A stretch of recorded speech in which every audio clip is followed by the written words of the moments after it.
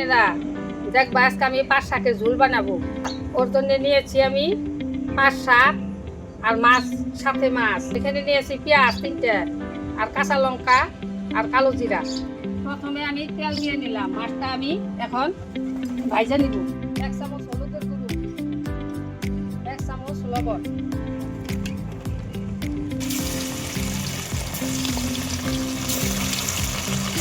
দশ মিনিট পরে আমার মাছ ভাজাটা হয়ে গেল।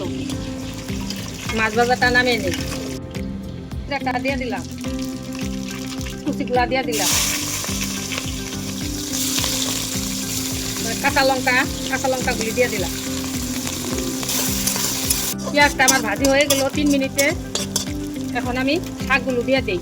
শাকগুলি অল্প আমি ভাজা নিব। এখন আমি 1 চামচ লবণ দিয়ে দিলাম, আধা চামচ হলুদের গুঁড়ো।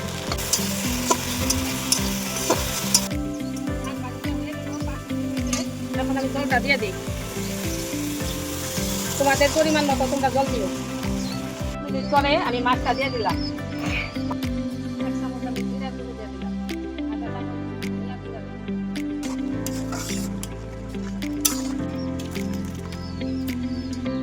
দিদি ভাই বোনেরা, আমার পাঁচ শাকের ঝোলটা হয়ে গেল।